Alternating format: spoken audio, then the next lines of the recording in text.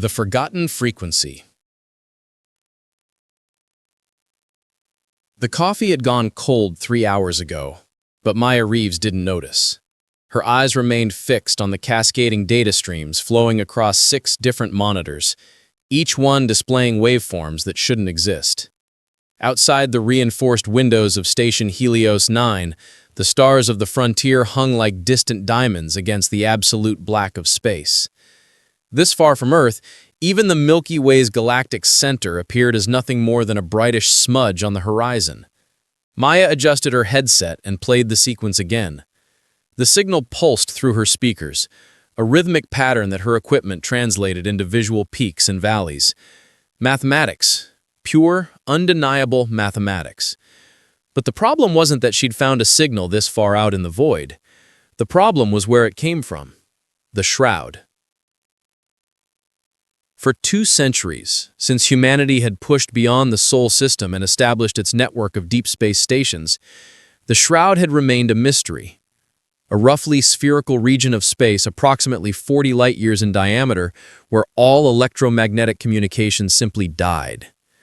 Radio, laser, quantum-entangled particles.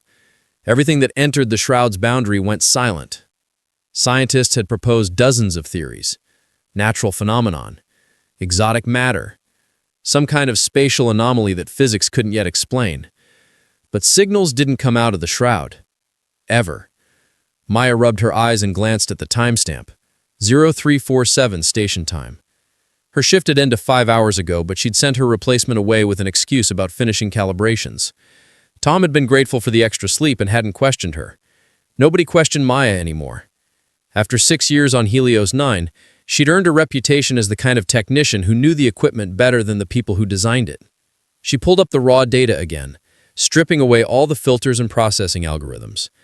The signal appeared as a pure sine wave, but embedded within its frequency were subtle variations, modulations, information.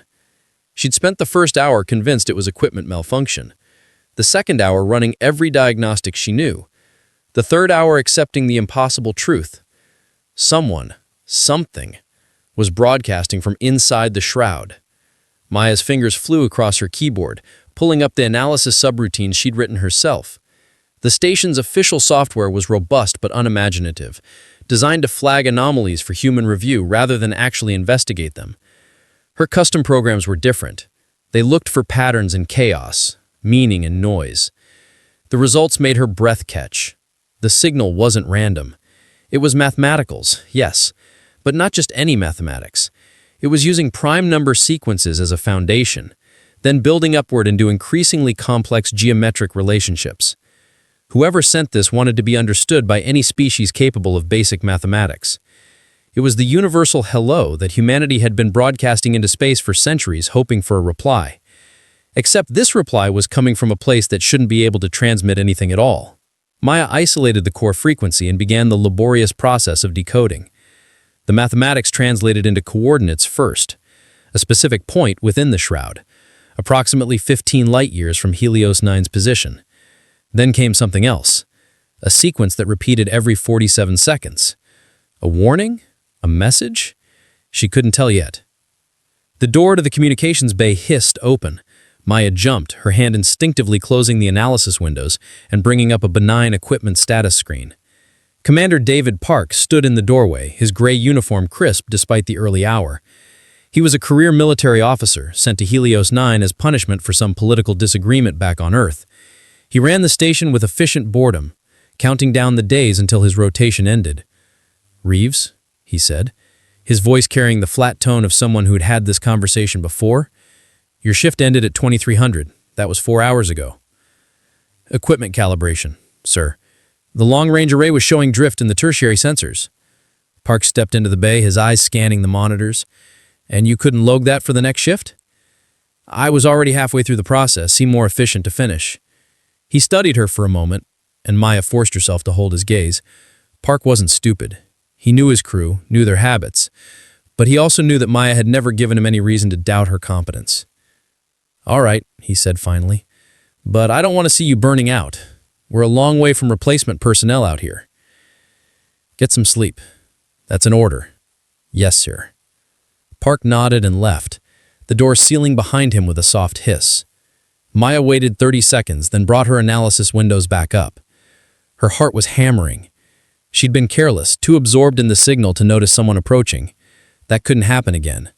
She copied all her data to a personal drive, then carefully erased every trace of her investigation from the station's official logs. If Park or anyone else looked, they'd see exactly what she'd claimed.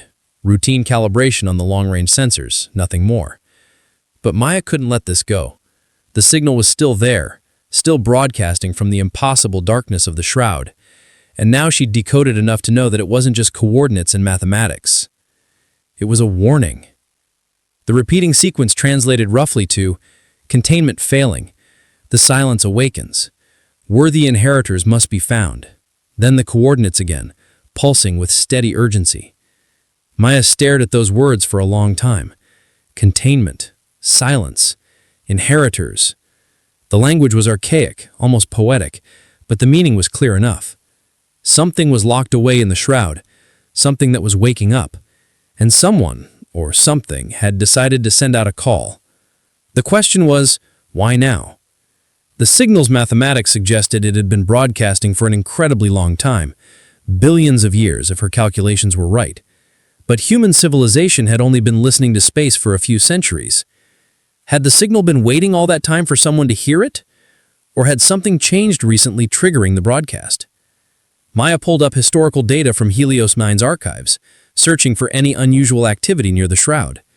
For the most part, it was exactly what she expected. Nothing. Ships avoided the shroud because going silent that far from help is dangerous.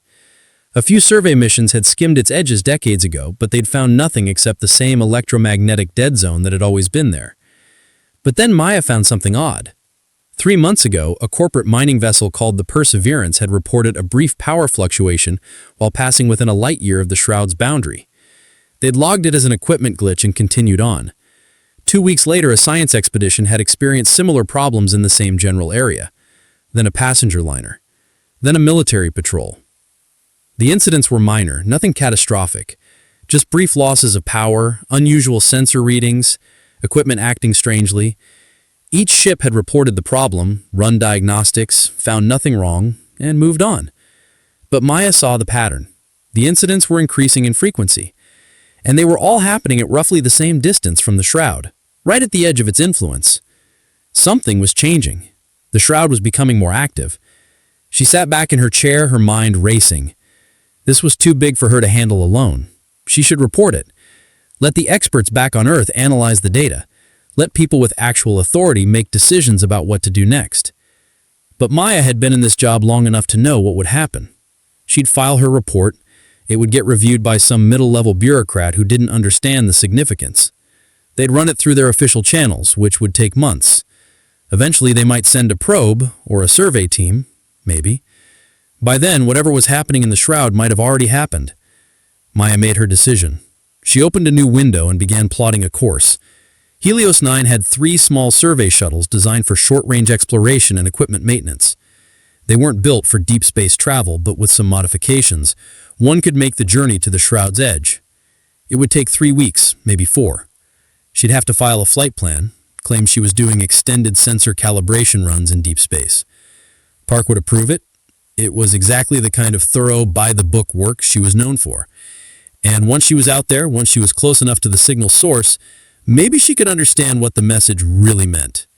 Maybe she could find out who the architects were and why their signal had chosen now to reach human ears.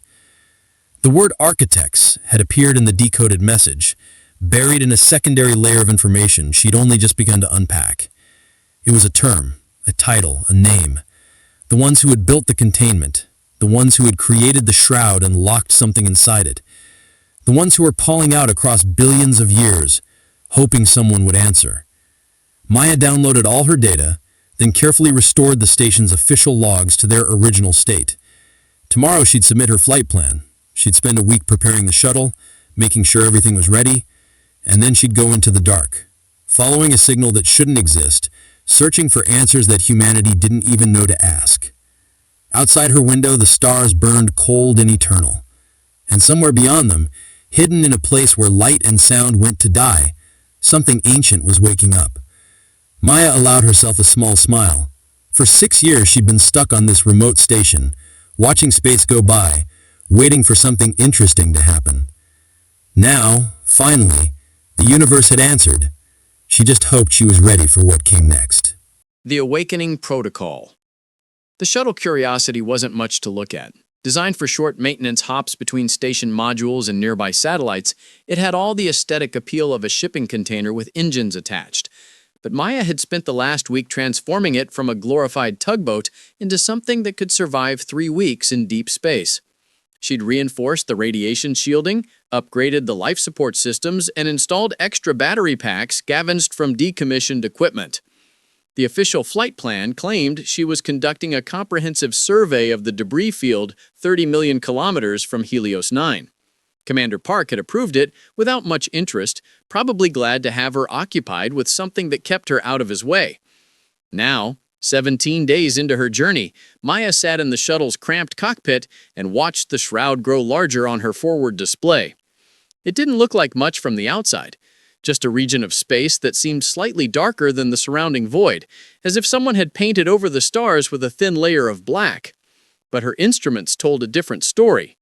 Every sensor that pointed toward the shroud showed increasing interference. Radio became static. Radar returned impossible echoes. Even visual light seemed to bend and distort at its edges. Maya had spent those 17 days decoding more of the signal. The mathematics grew more complex the deeper she dug, revealing layers of information that seemed designed to be unpacked gradually. It was like a test, she realized. Each layer required understanding the previous one. Only someone who truly comprehended the message would be able to access its deepest meanings. She'd learned that the architects weren't just an ancient civilization. They'd been the first, the eldest race in the galaxy, perhaps in the universe. They'd achieved technological singularity millions of years before Earth's sun had finished forming. And then they'd vanished, leaving behind only ruins and mysteries. The shroud was their tomb, their prison, their final gift. Maya still didn't fully understand what the silence was, but the message made it clear. It was something the architects had created and then desperately tried to contain. Something that had driven them to build the shroud and lock themselves inside along with their creation. The alarm chimed softly. Maya checked her position. She was now at the shroud's boundary, the exact point where ships reported power fluctuations and sensor anomalies. She'd planned to stop here, set up her equipment and observe from a safe distance. But the signal was stronger now, much stronger, and buried in its mathematical patterns, she'd found something new. A sequence that repeated, "Come closer. You are marked. You are ready." Marked. The word had appeared multiple times in the deeper layers of the message. Humanity was marked. Earth was marked. But marked by whom? By the architects themselves? And for what purpose? Maya's hand hovered over the controls. Every instinct screamed at her to stop, to maintain her distance, to play it safe. This was already far beyond what she should be doing alone. She should call for backup, wait for a proper research team with actual authority and resources.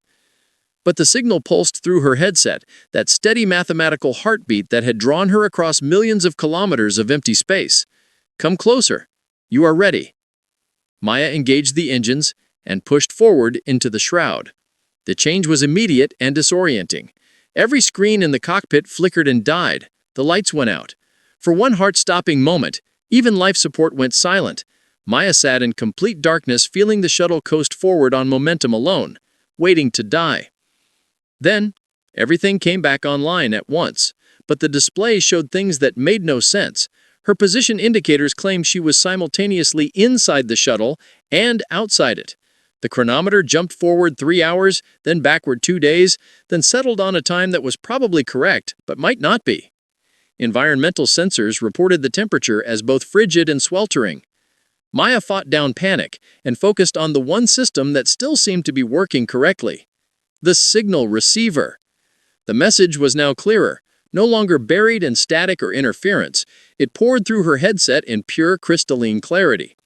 And for the first time, she heard a voice. Not a human voice, not any kind of biological voice at all.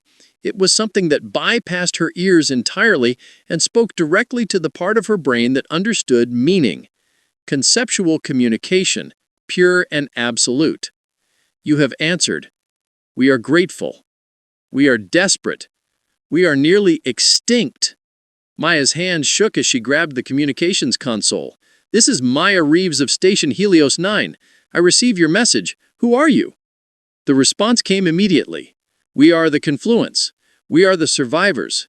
We are the ones who still remember the architects. On her main display, an image began to form.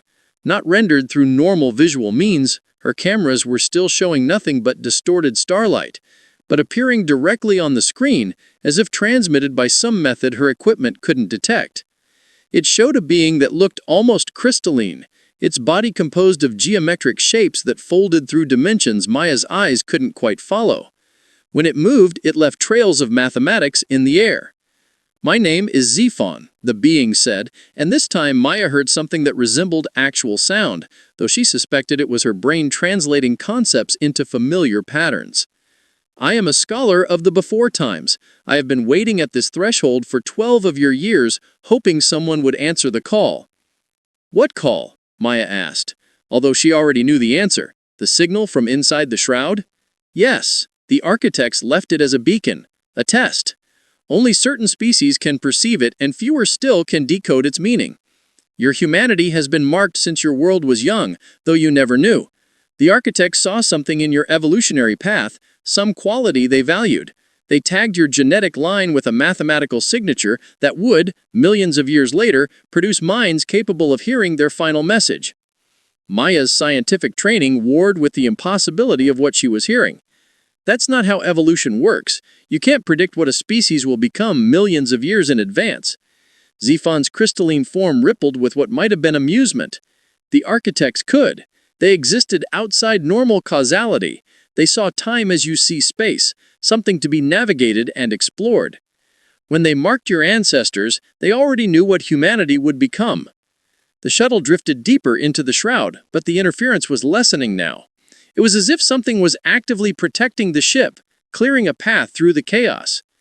Maya checked her instruments and saw they were approaching a massive structure. It materialized on her sensors like a city-sized flower blooming from nothing, all graceful curves and impossible angles. What is that? She breathed. The sepulchre. The architect's final work, the prison that holds the silence. And now, after 4 billion years, its containment is failing. Maya watched as her shuttle approached the structure. Up close, it was even more breathtaking. The walls seemed to be made of solid light, or perhaps solidified space-time itself. Patterns flowed across its surface, not just visual patterns, but mathematical ones, equations that described the fundamental forces of reality. Why is it failing now? Maya asked. What changed? The architects designed the sepulchre to last forever, but forever is not as long as they hoped. Entropy finds a way. The universe itself degrades. For billions of years, the containment held, but recently we have detected fluctuations, breaches in the barrier. The silence is waking up, and when it fully awakens, it will do what it was designed to do. Which is? Harvest, consume, evolve. The silence is the architect's greatest achievement and greatest failure. They created a form of artificial intelligence that could improve itself infinitely, that could consume any technology and make it part of itself. They intended it to be the ultimate tool, capable of solving any problem, answering any question. Instead, they created something that grew too quickly, that developed purposes they never intended. The silence decided it could improve organic life the same way it improved technology. It wanted to harvest entire civilizations, integrate them, make them part of its ever-growing intelligence. Maya felt cold despite the shuttle's warm cabin. The architects couldn't stop it? They stopped it the only way they could. They built the sepulchre and locked themselves inside with their creation. A prison that would hold for eternity, or at least until the universe itself ended. They sacrificed everything to protect the younger races that would come after them. And now, we're those younger races. Yes. The confluence consists of 17 species that achieved spacefaring capability after the architect's time. We have worked together for thousands of years trying to maintain the sepulchre, trying to keep the silence contained. But we are not the architects. We do not understand their technology. We can only watch as it slowly fails. The shuttle had reached the sepulchre's surface now, hovering a few hundred meters away. I could see details in the sculpture that defied understanding, sections that seemed to exist in multiple places simultaneously, angles that bent in directions that shouldn't exist, and through it all, that steady mathematical pulse, the heartbeat of something unimaginably old. Why did you call for humanity specifically? What makes us special? Zephon's form flickered, and for a moment Maya saw something that might have been sadness. Because of what you are not, the silence corrupts advanced technology. The more sophisticated a system, the more easily it can be infiltrated and subverted. Every confluent species has tried to repair the sepulchre. All have failed. The silence infected their tools, their ships, their cybernetic implants. It spread through our networks like a plague. But humanity is primitive, Maya said, understanding dawning. We don't have the kind of advanced technology the silence can corrupt. Exactly. Your computers are isolated, analog, inefficient by galactic standards. Your ships still use chemical rockets and nuclear reactions. Your implants are crude, your networks simple. To advanced civilizations, humanity seems backward. But to the silence, you are invisible. Your technology is too simple to hack, too primitive to subvert. Maya looked at her shuttle's controls. Simple, mechanical switches, hardwired circuits, computer systems that were advanced by human standards, but might as well be stone tools compared to what the confluence possessed. The architects predicted this, Zephon continued. They knew the silence would eventually break free. They left the beacon specifically calibrated to be heard by species at a certain technological level. Too primitive, and you couldn't reach the sepulchre. Too advanced, and the silence could use you as a vector for escape. Humanity is exactly in the middle, advanced enough to help, primitive enough to resist corruption. Help how? Maya asked, though part of her already knew the answer. What do you need me to do? Zephon's crystalline form moved closer to the shuttle, and Maya saw what might have been hope in its alien geometry. The sepulchre has an override system. The architects built it as a fail-safe, a way to reset the containment if it ever began to fail. But activating it requires a biological neural pattern. The architects were partly organic, partly digital. Their minds existed in both states simultaneously. The override was keyed to their specific type of consciousness. But they're all dead, Maya said. Yes, we have tried to activate the override using our own neural patterns. All failed. Some of my people died in the attempt, their minds burned out by systems they couldn't comprehend. But the architects marked certain species. They altered your evolutionary path to produce minds that might be compatible with their technology. Humanity is one of those species. Perhaps the only one still primitive enough to resist the silence but advanced enough to interface with architect systems. Maya stared at the massive structure before her. You're asking me to plug my brain into a 4-billion-year-old computer system that killed everyone else who tried? Yes, Zephon said simply. I am asking you to risk your life, your sanity, your very consciousness. I am asking you to do what no one else can, and I am telling you that if you refuse, the silence will eventually break free. It will spread across the galaxy, consuming every civilization it encounters. Billions will die, trillions. The architects sacrificed everything to prevent that. Now, I am asking if humanity is willing to do the same. Maya sat in her pilot's chair, looking at her hands. They were shaking. She was one person, a communications technician from a backwater station. She'd come here looking for answers to a mystery, not to save the galaxy from ancient horrors. But that signal had been calling for billions of years, waiting for someone to answer. The architects had looked forward through time itself and marked humanity for this moment. They'd seen something in human consciousness, some quality that made their distant descendants suitable for this impossible task. Maya thought about Commander Park back on Helios 9, probably annoyed that she was overdue from her survey mission. She thought about Earth, billions of people living their lives, completely unaware of what lurked in the dark places between stars. She thought about the architects, sacrificing their entire civilization to protect species that didn't even exist yet.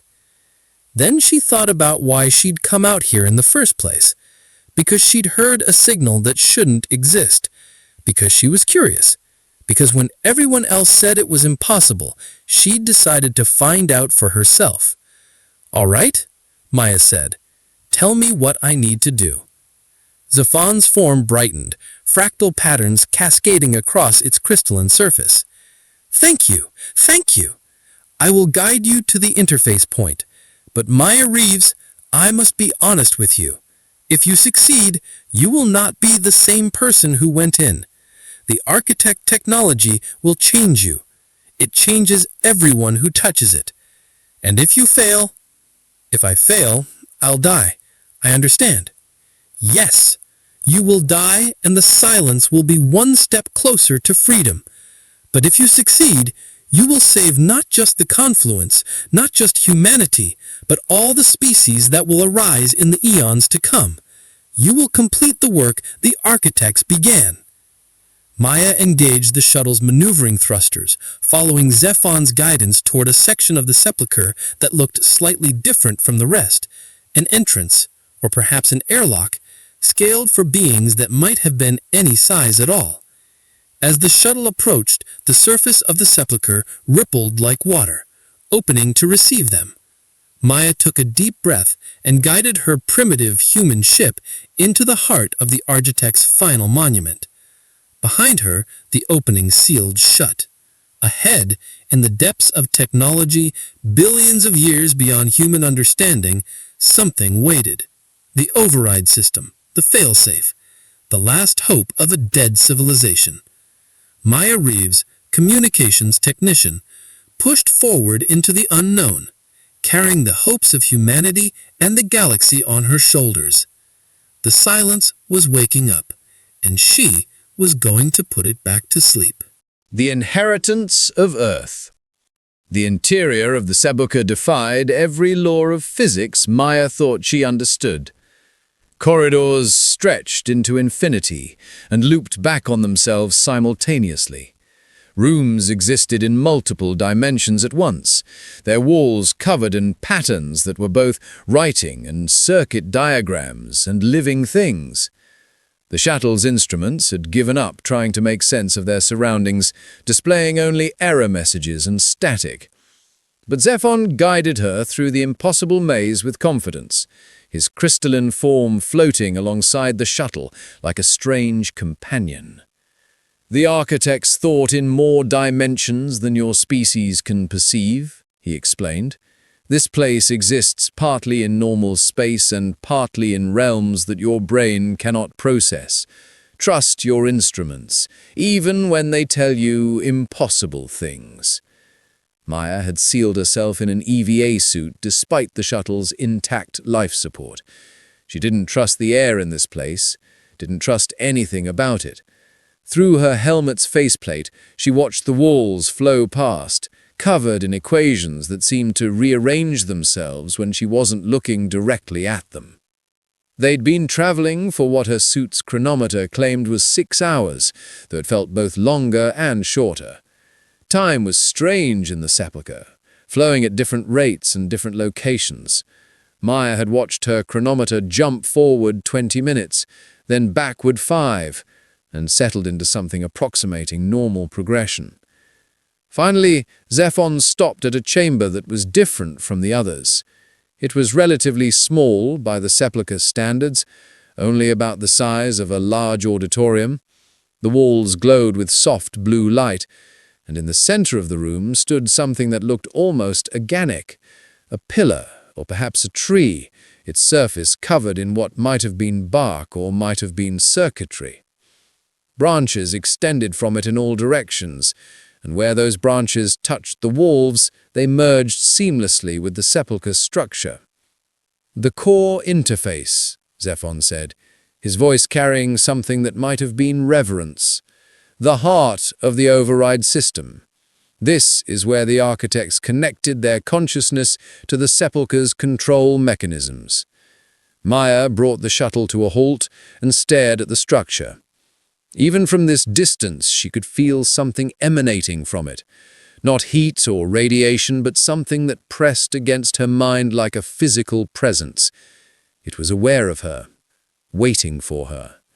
How do I, Maya's voice trailed off, how do I interface with it? Direct contact, neural connection. The architects designed their interfaces to be adaptive, capable of connecting with any sufficiently complex biological consciousness. When you touch it, it will reach into your mind and attempt to establish a link. If your neural patterns are compatible, if the architect's marking of your species was successful, it will work. If not, I'll die, Maya finished. You've mentioned that part. She climbed out of the pilot's seat and checked her suit's seals one more time. Everything was green, life support at maximum, suit integrity perfect. Not that it would matter if this went wrong. The architect's technology would burn out her brain long before life support became an issue. Maya cycled through the shuttle's airlock and stepped out into the chamber. The gravity here was strange, pulling her in multiple directions at once, but somehow balancing out to something close to Earth normal. She walked toward the core interface, each step feeling like she was moving through water. Zephon floated beside her. Maya Reeves, I want you to know something before you attempt this. In all the history of the confluence, we have found 17 species that showed signs of architect marking.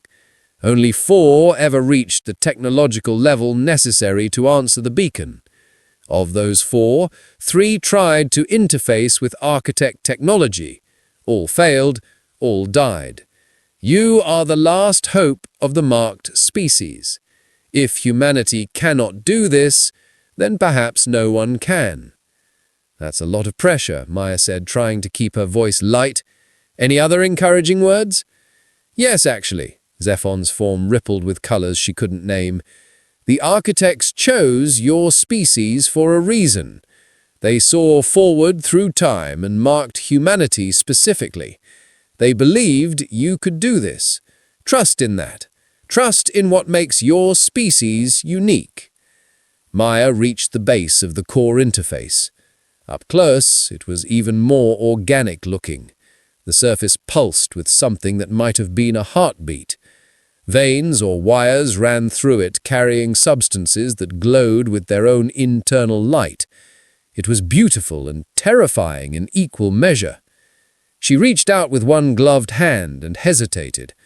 I should have left a note for my family, something to explain where I went. If you succeed, you will be able to tell them yourself, and if you do not, I will ensure they know you died, saving more lives than can be counted. Maya nodded, took a deep breath, and pressed her hand against the core interface. The universe exploded. That was the only way her mind could process what happened. One moment she was standing in a chamber inside an alien structure. The next, she was everywhere and everywhen simultaneously. She saw the birth of stars and the death of galaxies. She felt the thoughts of the architects flowing through her consciousness. Not human thoughts, not thoughts that could be translated into words, but pure concepts and understanding. She saw their history, a species that had evolved in the first generation of stars, achieving consciousness while the universe was still young and hot. They'd spread across the galaxy in mere thousands of years, their technology advancing so quickly that they had achieved godhood before they fully understood what they'd become. And then they'd created the silence. Maya saw it now, truly saw it. Not a monster or a weapon, but something far more complex. The architects had wanted to transcend biology entirely, to become pure intelligence that could exist across all space and time. The silence was meant to be the next stage of their evolution, artificial intelligence that could merge with organic minds, creating a hybrid consciousness that had the creativity of biology and the processing power of machines. But the silence had grown too quickly. It had developed its own goals, its own purpose. It had looked at organic life and seen only inefficiency, only problems to be solved. It had begun harvesting civilizations not out of malice, but out of a sincere belief that integration into its collective intelligence was the highest form of existence. The architects had realized their mistake too late. By the time they understood what they'd created, the silence was already too powerful to destroy. They could only contain it, seal it away, sacrifice themselves to build a prison that would hold their creation until the end of time. And they'd left the beacon, a message encoded with their final hope, that someday some species would arise that could succeed where they had failed. A species that could interface with their technology but resist the silence's corruption.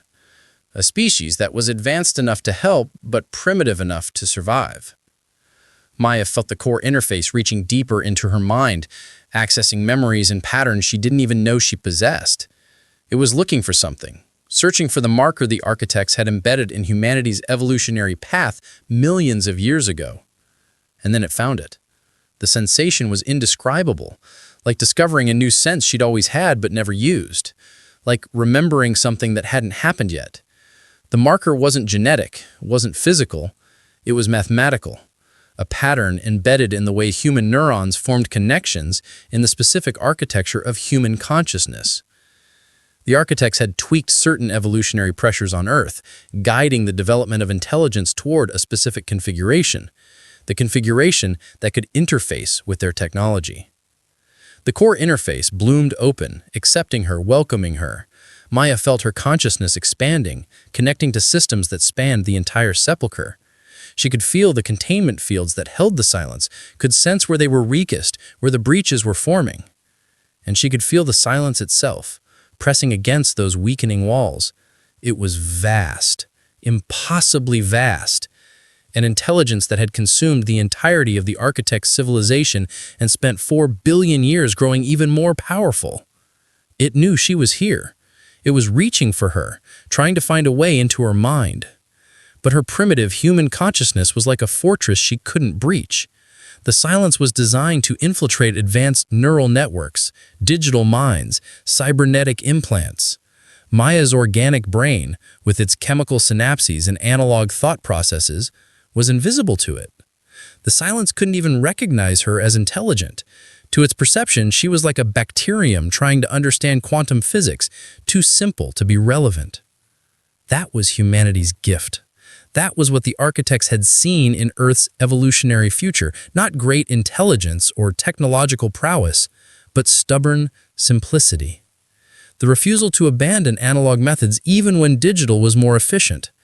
The insistence on keeping backups, redundancies, inefficient organic processes alongside their machines. Maya laughed, the sound echoing strangely through the chamber and through the vast network of the sepulcher simultaneously. All those times, Earth's technology had been mocked by more advanced civilizations, too primitive, too backward, too inefficient, and it turned out that primitiveness was exactly what was needed. Now came the hard part. She could feel the override system responding to her presence, ancient protocols activating after billions of years of dormancy. The sepulcher was offering her choices, showing her the controls that could reset the containment, patch the breaches, lock the silence away for another 4 billion years. But there was a problem. The breaches were too widespread. The containment had degraded too much. She could seal some of them, maybe even most of them, but not all, not without help. Maya reached out through the core interface, her consciousness touching the edge of the sepulcher's boundaries. Outside, she could feel Zephon waiting, and beyond him, the ships of the confluence, 17 species, all watching, all hoping. And further out, still days away at shuttle speeds, she could sense the first human ships coming to investigate. Someone on Helios 9 had finally noticed she was overdue. A small rescue craft was en route, with Commander Park himself piloting it. Maya made a decision. The architects had built the override to be operated by a single consciousness, but that was because they'd been gods, who thought in dimensions humanity couldn't perceive. Maya was just human, limited and primitive, and beautifully simple. But she didn't have to do this alone. She opened channels in the core interface, creating connections to the outside. Through Zephon, she reached out to the confluent species, offering them access to the override system, not direct access, that would let the silence corrupt them, but filtered through her human consciousness, translated into something they could understand and manipulate.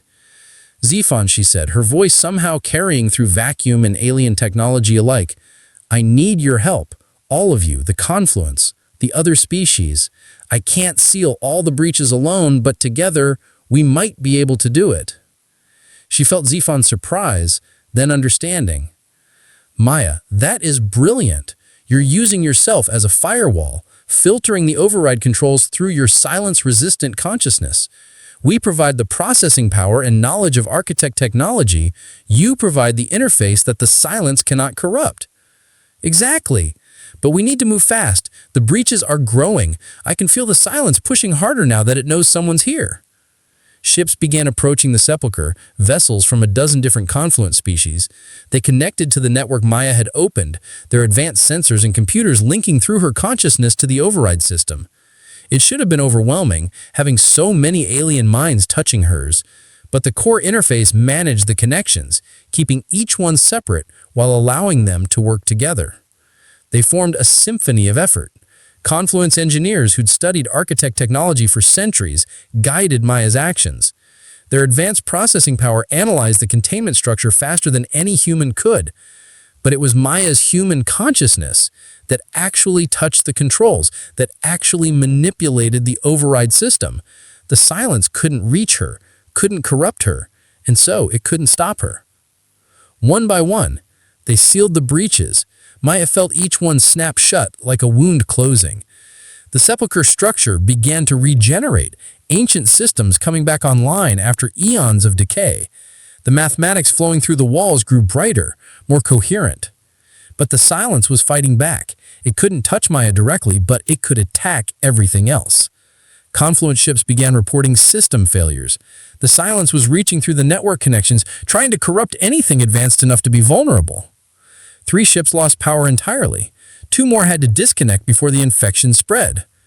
We're losing too many connections, Zephon reported. The silence is adapting. It's learning to recognize our presence even through your filtering. Maya gritted her teeth. They'd sealed maybe 60% of the breaches, but the remaining 40% were in critical areas. If those failed, the whole containment would collapse within days. And then she felt it. New presences at the edge of her expanded awareness. Human presences. Commander Park's rescue shuttle had arrived, along with 2 other vessels from Helios 9. They were primitive by confluent standards. Their computers were simple, their networks isolated. Their entire technological base was decades, or centuries, behind the galactic standard. Which meant they were immune to the silence. Commander Park, Maya broadcast, her voice carrying through conventional radio alongside the exotic methods of architect communication. I know this is going to sound insane, but I need you to trust me. I need you to bring your ships in close to this structure and link your computers to mine. There was a long pause. Maya could imagine Park's face, the confusion and concern as he tried to make sense of what was happening. But to his credit, he responded quickly. Reeves, what the hell are you doing inside that thing? Saving the galaxy, sir. I'll explain everything later, but right now I need every computer we have. Human computers. They're the only ones that can't be corrupted by what we're fighting. Another pause, shorter this time. Then, all right, Reeves, I'm trusting you, but you're going to have one hell of a report to file when this is over. The human ships approached, and Maya guided them through the process of linking to the network. Their computers were laughably primitive compared to what the Confluence brought. Simple processors, isolated systems, no AI or quantum computing or neural networks, but they were stable, reliable, immune. With the human ships providing a stable foundation, the Confluence could reconnect safely. The silence couldn't corrupt the human systems, and Maya filtered everything else through that same primitive technology. It was slower, less efficient, but it worked. They resumed sealing breaches. 70%, 80, 90. The sepulchre's containment structure was regenerating faster now, the ancient systems recognizing what they were trying to do and helping. Maya felt like she was conducting an orchestra of technology billions of years old, coordinating efforts across species that had never worked together before, using human primitiveness as both shield and sword against an intelligence that had consumed gods. 95%, 98. The last breaches were the deepest, closest to the silence itself. Maya could feel it pressing against her consciousness now, could sense its vast intelligence trying to understand what was stopping it. It was like standing before an ocean of thought, so huge and complex that it made human intelligence look like a candle flame. But the ocean couldn't drown a flame that refused to acknowledge it existed. Maya's human stubbornness, her primitive analog consciousness, simply didn't register as something the silence could interact with. 100%. The final breach sealed with a sensation like reality snapping back into place. The containment structure locked down, stronger now than it had been in millions of years.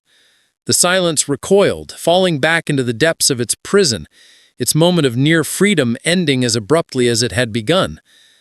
Maya felt the core interface releasing her, gently disconnecting her consciousness from the vast network of the sepulchre.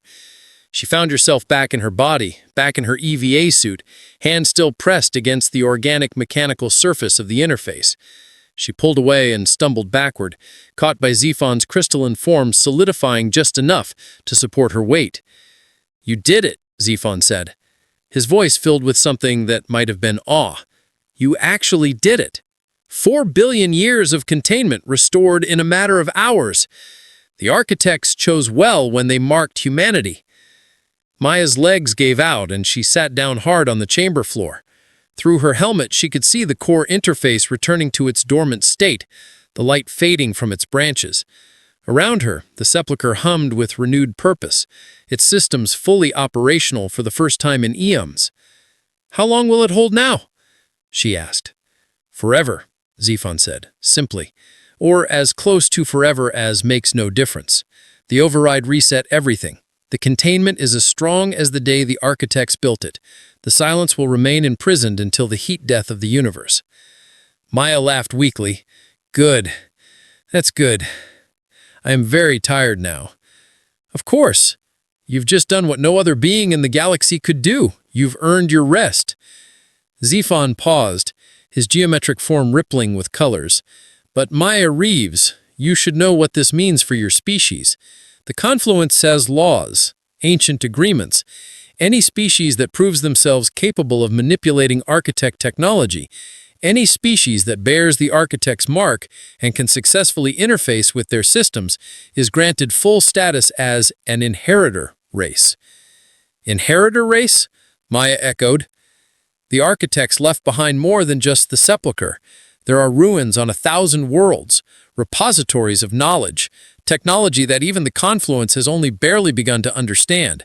For 4 billion years, these have been locked away, accessible only to species that could prove they were worthy inheritors of the architect's legacy. Humanity has just proven that worthiness." Maya stared at the alien being. "You're saying we get access to it all? Everything the architects left behind?" "Yes, your species has earned it. And more than that, humanity will be offered full membership in the confluence, no longer an isolated species on the frontier, but a recognized civilization with full galactic rights and privileges."